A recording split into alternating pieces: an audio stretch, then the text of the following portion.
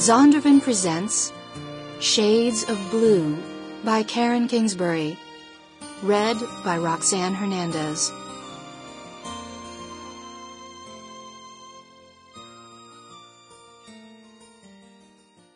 Creating the right spin usually came easily for Brad Cutler, but this time he was struggling.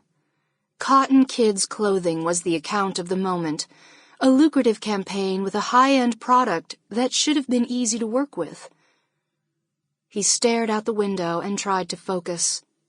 The stunning view from his downtown New York City office on the 21st floor of the Westmont building was hardly conducive to figuring out family moments as they related to soft cotton clothing. Even so, the chaos of Manhattan wasn't the problem. Brad could work anywhere, and on this day, creating a campaign should have been even easier. His office had been transformed, surrounded by soft pastel fabrics, instrumental lullabies, and poster-size images of children, all intended to take him from the frantic pace of the city into another world, a world of babies and beginnings. Brad turned away from the window and braced himself against the solid walnut table that spanned the center of the spacious room. Never mind that he didn't have personal experience with babies. This account shouldn't stump him. He believed in the product. Cotton Kids, a luxury high-end organic cotton clothing and bedding line for pampered babies and toddlers. Brad understood the assignment. But between his understanding of the task and his ability to create unforgettable ad copy stood a virtual wall of stone. Brad couldn't scale the jagged sides no matter how he tried, and worse, there was no logical reason for the barrier. Except maybe one. A sick feeling came over him and he closed his eyes. Earlier today, he glimpsed the dance of shadows from long ago days, the whisper of a memory from an old, almost forgotten place in his soul. He stared out the window, and the feeling came around him again. The faint smell of summer sand on a North Carolina shore, the shades of blue where sky and sea blur, the feel of her beside him, a memory he hadn't dared think about in years. "You're losing your mind, Cutler," he told himself. What could any of that have to do with an ad campaign? Help me focus, God. He raked his fingers through his blonde hair and glanced at the clock on the wall.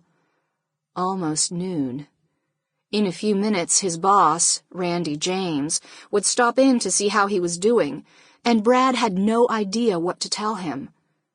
Randy James had trusted him with a project that could take the company to the next level this year, and for years to come. Randy James, his boss, and, in 6 weeks, his father-in-law. He paced to the far end of the room where a display of the cotton product covered 2 chairs and the end of the table. The colors were soft, muted pinks and blues and tans. He picked up a plush blanket and ran his thumb along the satin edge. He'd come up with only a few slogan lines so far, and nothing he was crazy about. Babies deserve better. The words ran in his mind again, and he edited them. Your baby deserves better. That was closer, but still not the slam dunk he was looking for. Because your baby deserves the best. He let the words hang in the hallway of his heart for a few seconds. Whatever he chose, the president of Cotton Kids would be in the office Wednesday for the presentation. If the pitch wasn't strong, Brad could lose the campaign. He lifted the blanket and brushed it against his cheek. Softest stuff ever, like a warm breeze across his skin. The product was brilliant. If he failed this assignment, the blame would be his alone. But still, the wall remained. His eyes moved along the surface of the table to the photos of the babies, 8 of them under a year old in very... Sample complete. Ready to continue?